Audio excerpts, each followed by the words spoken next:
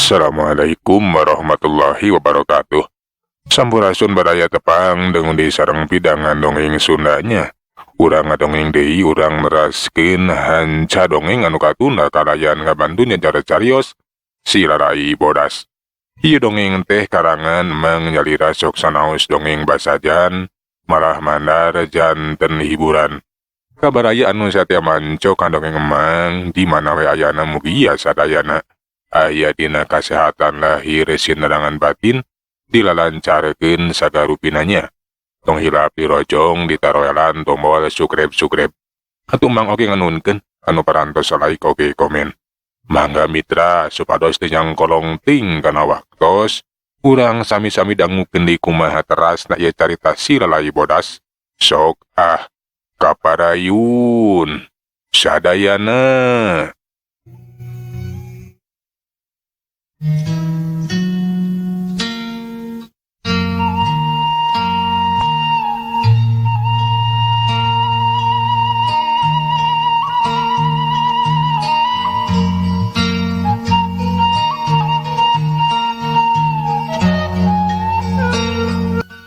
Kulantaran hayang tereh nepi kanu dituju.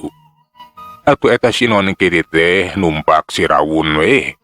Dibawa ngapelas satu luncatan, jalanan teh henteu ngaliwat ka jalan gede anu ngaliwatan ka tengah lembur, tapi motong jalan sakapeung ngaliwatan jalan anu rumpil, sakapeung ngaliwatan pileuweungan anu jaremet. Teu kacaturkeun di jalana duanana teh geus tepi we ka sisieun lembur panyingkiran. Di kajauhan keneh geus katempo wangunan anu tohaga. Tembok anu sakacida jangkungna ngajung kiring we ngalingkung uringan sisi lembur mangrupa benteng pertahanan. Henteu lepat deui ieu teh lembur panyingkiran. Ayo rawun urang talun ti kaayaan di lebet. Tangtos henteu gampi lebet ka jero benteng teh.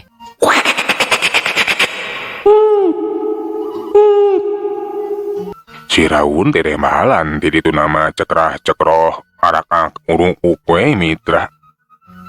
Kaayaan teh geus mimiti poek da puguh wanci geus liwati wanci sareupna. Si non nu geus make tergos bodas niru-niru si Rarai Bodas kiwari teh ngelandap we ngadeukeutan sisi benteng. Geus deukeut mah laju nerekel barieuna keur puguh geus kalatih atuh. Tuman turun unggah ti guha kana pencungkrang dilatih ku Nyi Runting. Sabatae naek kana tembok benteng anu sakitu jangkungna oge henteu heseheun. Malahan mah paheula-heula jeung si rawun kiwari ti geus aya dina luhureun benteng. Lembur teh geus katembong ayeuna mah loba wangunan imah anu beda jeung imah-imah urang pribumi. Eta imah teh bisa disebut imah permanen mun ceuk ayeuna mah. Si non jeung si rawun teh acan wani turun we mitra. Lantaran dihandap teh loba para upas jeung para serdadu kurang kumpeni anu keur tugur. Malahan mah katempo aya para jawara oge. Anu kukulintingan we kangaranan eta panyingkiran teh mangrupakeun pusat pertahanan anu kawilang gede. Henteu gampang lamun nepikeun ka kudu abi asup ka eta lembur.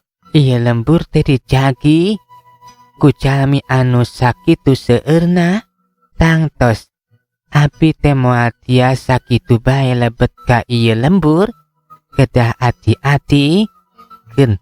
Tapi najan kitu kumaha bae carana abi kedah tiasa lebet oke mendakan papi. Pasti papi teh diberok di ieu lembur. Kitu cek kerentas hate si non keti teh najan dijalagaan oge tetep poe cenah manehna teh kudu asup ka eta lembur. Pikeun neangan Tuan Yansen anu jadi babana anu tangtu we diberok cenah di eta lembur. Ngan bae kudu nungguan bongohna anu keur tarugur. Si non jeung si rawun teh sabar we nu nungguan. Basa katempo kahanapeun eta benteng eueuh jalma anu ngulambreng. Si non jeung si rawun teh hati-hatina keur turun dina luhur benteng awakna ngalayang kawas kapas celek napak dina lemah. Enggal rawun tuturkeun abdi urang lebet ka paliti tutuh urang kedah nyumput ulah duki kakak uning ngaku nu jaragi. Si Raun hante disada da inggis kanyahoan kadenge ku musuh. Ungge kowe ngarti naker eta monyet teh. Nuturkeun si Non ngalandap we nyumput ka saptukangeun wangunan imah. Sakadapan mah ukur meratikeun we kaayaan. Bari mapai-mapai pipireun deui mah. Katempo anu tugur teh memang lain saeutik di mana-mana loba para sardadu, para upas jeung para jawara. Ari kituna mah lantaran waspada inggis aya sarangan di beberapa joang ka eta lembur panyingkiran. Si Non oge bari ngilikan wangunan di mana cenah bapana teh diberok. Henteu gampang pikeun malihan eta tempat pangberokan atau panjara. Lantaran kangaranan panjara bangsa harita henteu dingaranan kawas zaman ayeuna. Ngaran-ngaran pangberokana pasti nyamuni we ngarahan teu kapanggih ku musuh. Tapi si Non teh henteu leungiteun akal cenah rek diteangan we. Jeung deun parang mah rek ditanyakeun we ka para upas atawa para serdadu alana. Rek dicangkalak, rek dipaksa, ngarah bisa ngabejakeun di mana eta pangberokan. Nah di mana atuh papih teh diberokna kedah saenggana kapendak. Namun henteu gampil milarianana pasti bakal disumputkeun. Nah wangunan mana anu kedah didongkapan ku abdi talah kumaha bae tetep kedah kapendak. Pamitiasa mah kedah nyangkalak urang dieu bade ditalek bae mugia tiasa dipaksa nyarioskeun di mana eta pangberokan papi. Itulah teh si Non bari ngajakan si Rawun nu kabeneran nu tugur lebah dinya teh geus ngemplong. Atulah joe ngadareg-deg ngadeukeutan imah-imah sejenna. Mitra kaum dangu henteu gampang cek tadi oge neangan wangunan pangberokan teh atawa wangunan panjara. Si Non teh kapaksa we kudu mapai-mapai wangunan imah. Basa arek nyangkalak anu keur tugur. Tapi si Non oge mikir dua kali lantaran baturna teh lain saeutik. Lamun ditewak tang tuwe cenah bakal genjleung, bisa-bisa manehna teh bakal dikarepung. Mitra kaum dangu atuh si Non teh kiwari mah neruskeun di we lampahna. Beuki asup ka tengah lembur bari neangan wangunan panjara. Basa keur jongjon keketeyepan jusurumputan. Si Non jeung si Raun teh henteu sadar lamun aya sapasang panon anu merhatikeun kana gerak-gerik eta si Non jeung si Raun. Ari eta sapasang panon teh lain panon biasa kawas para upas jeung para serdadu, tapi panon saurang jawara anu geus kalatih. Ari kitu nama anu ngajaga teh kapan lain serdadu jeung upas hungkul aya jawara. Ari eta jawara anu nganyahoankeun kana gerak-gerik si Raun jeung si Non teh tayalian di Mas Cokro. Mas Cokro manehna teh curiga. Basa nempo aya nu ngacuringkang ngabaleg bodas dituturkeun ku makhluk anu baruluan. Si Mas teh jadi penasaran. Nah naon cenah? Curig kitu anu ngacuringkang teh atawa manusia? Ngan bae lana dipikir mah mungkin cenah jurig. Lantaran kadenge sukuna anu blag-bliglug, si Mas Cokro teh bisa nganyahoankeun.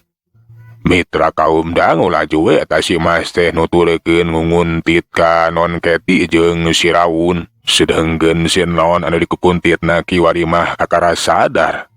Lamun satu kangeuna teh aya anu nutur-nutur ceuli si Non ge geus kalatih. Aya lengkah calma. Pahade Raun aya jalmi anu parantos ngunguntit bili-bili eta musuh teh parantos terangeun kana kadatangan urang duaan. Si Raun katempo we unggek kawas jalma bae ngareti. Beuh pilih aya jalmi anu ngunguntit enggal maneh kedah ngalakukeun tindakan abi mah bade teras nyumput kapali ditu. Ceuk si Non Keti teh marentahkeun ka si Raun. Nu diparentah teh ngarti we teu kudu ngajelaskeun. Si Raun terikat naga jeleng ngahadang anu keur ngunguntit. Sedengkeun ari si non keti mah laju ngajorelat nyumputkeun nyamunikeun diri. Mitra kaum dangu, Mas Cokro anu nguntit kaget mulai nikieun lantaran dihadang ku monyet gede anu make baju. Sing horeng si mana horeng anu cucuring kangan beruruan teh taya lian ti monyet anu kacira gedena. Apa iku? Ketek gede nganggo kelampian tenan. Cek Mas Cokro bari ngarandeg. Mitra kaum dangu sila Raun teh laju ngadeketan ka si Mas Cokro. Gegak bari cukrah cekro huntuna anu sareukeut teh nyangerengan.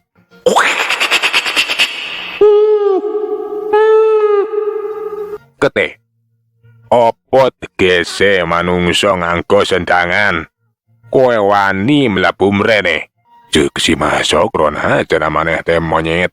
Bet make baju kawas jelema bae jeung naon maksudna asup ka dieu sagala rupa.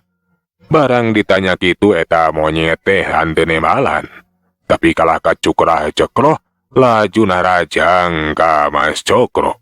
Puguh anu ditarajang teh manireuwaseun lantaran eta monyet teh hanteu sangka tata gerakna kawas jalma anu boga ilmu silat bae. Tapi Mas Cokro oge lain jawara sakatiga atuh basa ditarajang ku eta si Raun.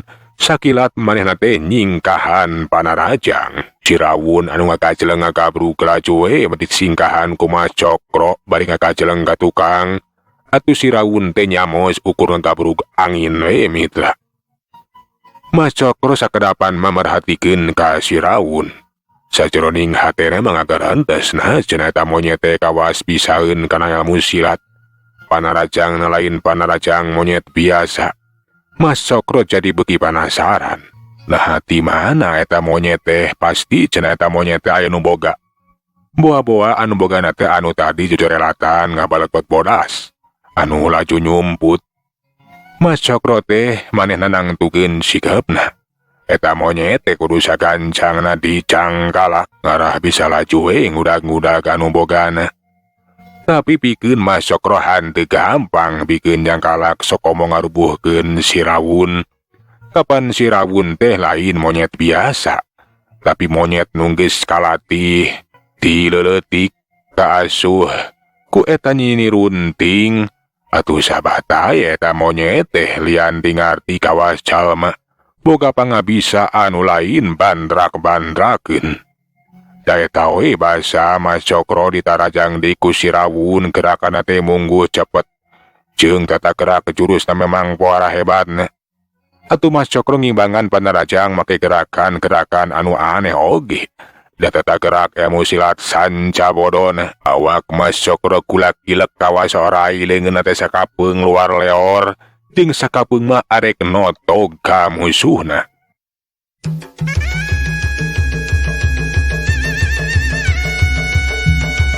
Asa Mas Cokro geus hasil nikahan panarajang si Raun laju males narajang suk. Leungeunna teh lir hulu orai anu arek notog kana dada si Raun. Tapi si Raun ge hanteu cileureun laju awakna ngacaul ka luhur bari nyapakeun sukuna kena pisan kana sirah jebrod bangkiung. Mas Cokro teh nepikeun ka ngabangkiung. Teu nyangka eta gerakan monyet teh sakitu cepetna jeung sakitu pedasna. Mas Roto sakedapan mah mancuhkeun tangtunganana. Dasar ketedan, rasane konyuk, rasane kete. Kaya engkal kajaga. Ituna teh bari miheulaan maju narajang. Leungeun Mas Cokro kawas hulu orai teh harita teh luar leor rek notog si Raun. Tapi si Raun kawas anu ngarti eta monyet teh henteu wani tarung jarak deukeut aing geus di batek atawa di gegel meureun mitra. Kitu we gawena teh uclang-ajleng ningkahan panarajang musuhna. Puguh we atuh pikeun eta Mas Cokro teh asa diulinkeun ku eta monyet. Nah cenah asa ku kabina-bina teuing monyet kolot teh bet ngulinkeun sagarupa. Kapan manehna teh jago anu geus kasohor, jago anu memang geus moyan.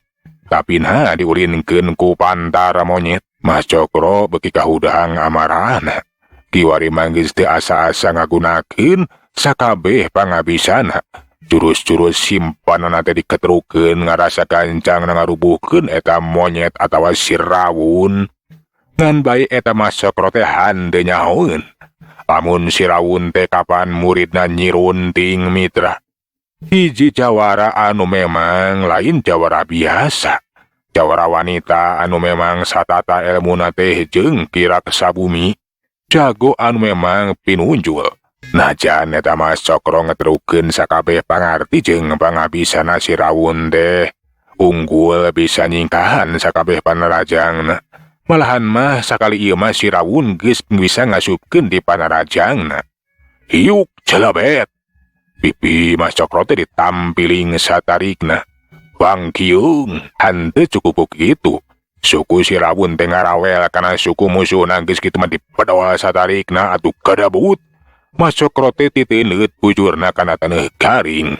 Ngadoh, edan teh. Ada. Aduh. Jurung gunung Mas Rote ngare jurung gunung hudang. Bari manehna teh ngagajeleng maju dina rajang. Tapi eta si Rawun teh henteu cireureun.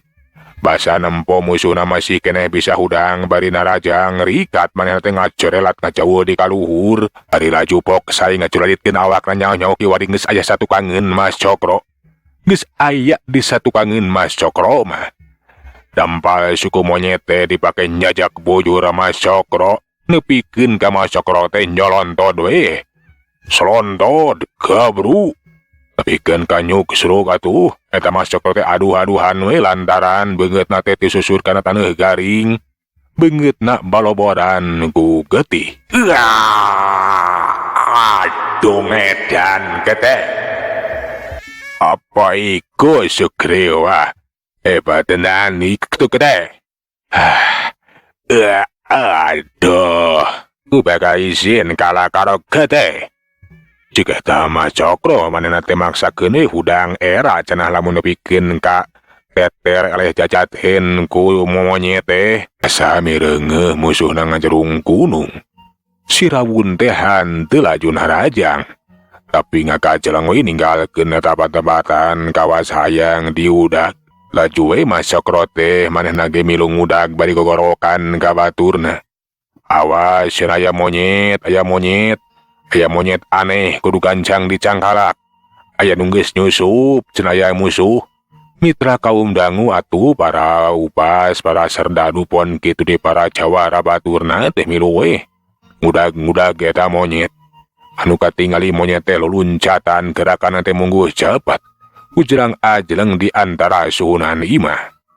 Bari kadenge sora bedil anu pating beleduk, pating beledak nembakan eta monyet. Tapi si Rawun teh sakitu rikatna teu beunang najan diboronong ku Dodi Dorolok.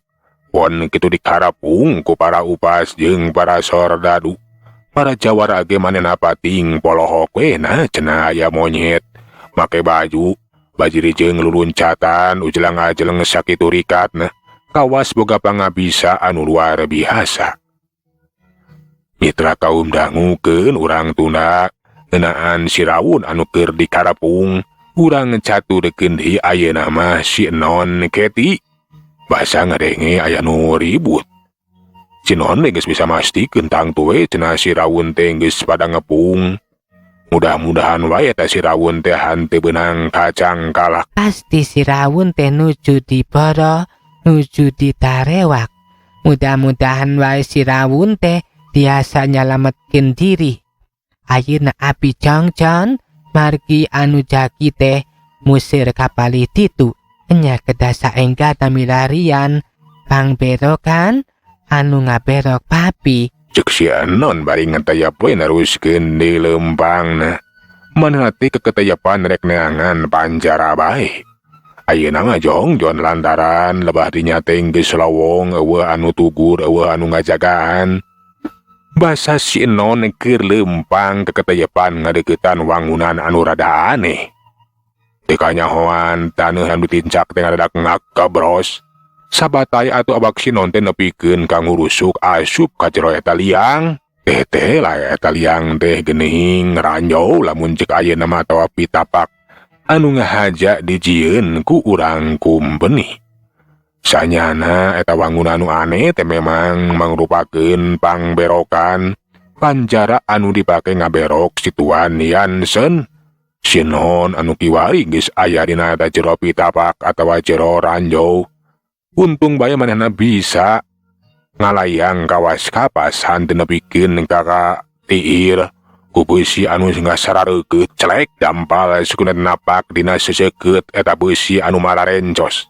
Geus kitu mah si non teh merhatikeun sabeuteureun eta tempat. Teh lah geuning cenah eta teh mangrupakeun ranjau. Untung bae abdi teh masih kene di tangtayungan, teu dugi ka cilaka. Tetela abdi tos lebet kana jero ieu ranjau. Kedasa enggana hanjat di kaluhur. Si non anu geus kalatihan saku nyerunting dilatih dina tungtung batu anu sareukeut atuh entengeun haker lempang di antara seseukeut beusi tabada tepi ka sisi. Terekel bae hanjat naik di kaluhur. Mitra kaum dangu, si non teh kiwari mah geus aya di luhur we. Bari ngatur reng haban napasna karasa capek oge cenah. Geus kitu mah manehna teh neruskeun di lampahna. Ngan bae ayeuna mah kudu leuwih hati-hati we. Ulah nepikeun ka nincak deui ranjau. Ketayap ngadeukeutan eta wangunan. Bahasa gerejong-jon leumpang. Teu kanyahoan di hareupeun teh aya nu ngapedeganang tung saurang lalaki. Bari jeung dina tonggong teh ngadaplok dua pedang anu kembar. Kajalma teh tayelian ti si Cumadi, si pedang kembar. Ulah ngarasa aman Lelai Bodas. Teteh lah sia teh aya datang ka dieu deuleu. Kabeneran pisan. Aing teh penasaran ku sia deuleu. Aduh cenah sia teh salali teh dianggap hebat deuleu. Mangrupakeun ulon-ulon kajahatan anu ngalawan ka pamareentahan kompeni. Aing si Cumadi si pedang kembar. Anu bakal nyangkalak sia deuleu. Tadi maneh teh si Cumadi si pedang kembar? Nya kuring si Lelai Bodas datang ka dieu teh arek ngabebaskeun si Tuan Yansen. Ku kitu nagancang bejakeun di mana eta penjara anu ngaberok Tuan Yansen lamun hayang salamet. Allah. Jadi maneh teh datang ka di tengah aja. Rek ngabebaskeun si Tuan Yansen. Wanian si Lelai Bodas.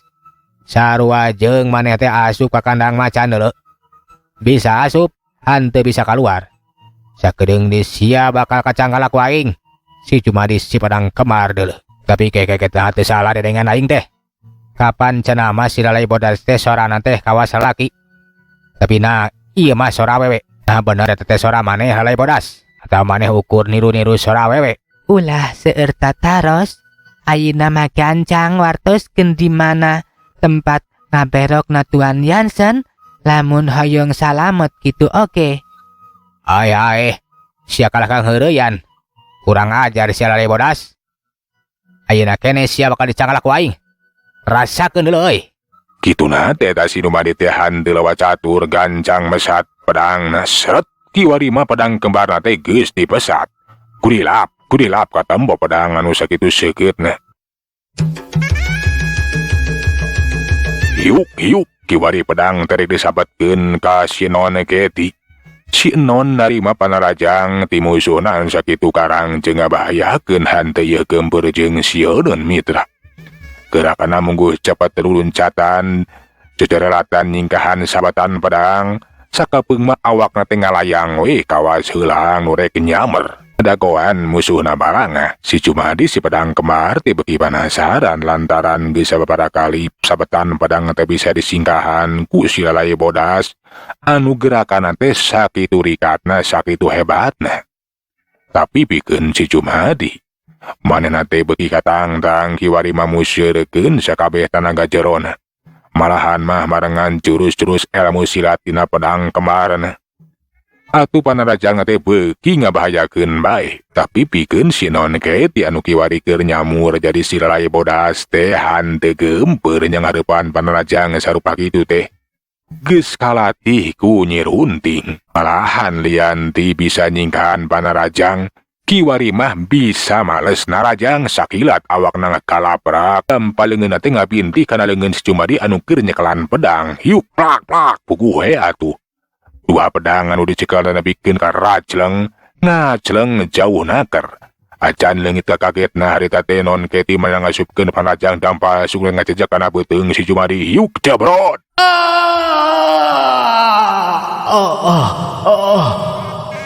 Si Jumadi teh ngajengkang dina kayaan ngagoler we mitra.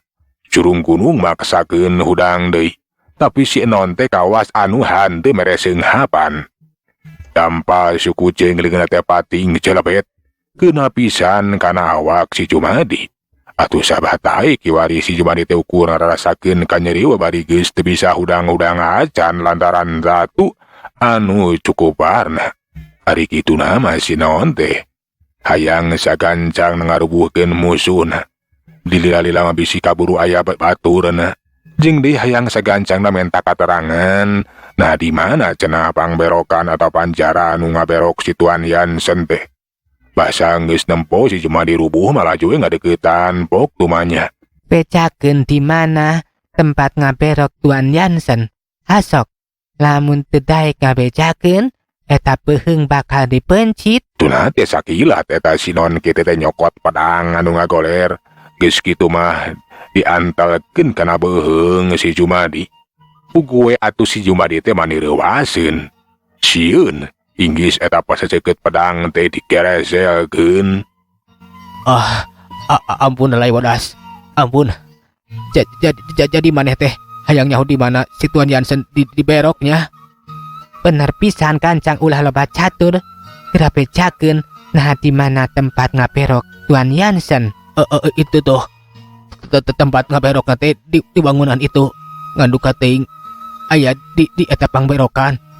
Duka teuing di bawah ninggalkeun ieu wewengkon kuring mah teu nyaho. Sabada meunang keterangan di eta si Jumadi mah mitra kaum dangu atuh si non teh manehna ngaheumbatkeun dampaleuna jabrot. Si Jumadi teh nepikeun ngalengharek we kapiuhan teu inget di bumi alam. Geus kitu mah si non teh laju we neruskeun ngadeuketan wangunan anu dituduhkeun ku si Jumadi.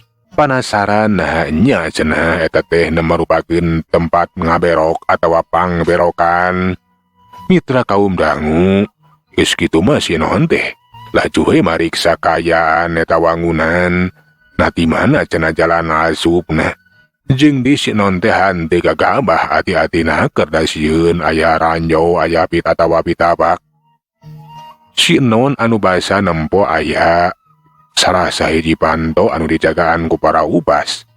Moal kitu cenah eta lawang asup ka eta jero pangberokan teh. Si non teh atuh laju ngalandap ngadeuketan. Moal kitu eta lawang na anu dijagaan ku dua ubas.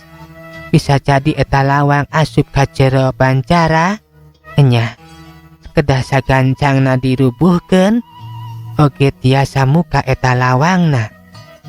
Gitu cenah cek si non teh. Geus kitu mah sacorelat ngadeuketan ka eta dua upas anu keur ngajagaan panto corelat. Euleuh. Waktos nagening parantos teh nyekapan mitra. Sageula urang tuna jejer carita si Lalai Bodas duwi ka dieu urang teraskeun dina seri anu salajengna. Manganuhunkeun tina sadaya perhatosanana hapuntenna tina sadaya kakirana mang saeuleuna undur. Assalamualaikum warahmatullahi wabarakatuh. Cak.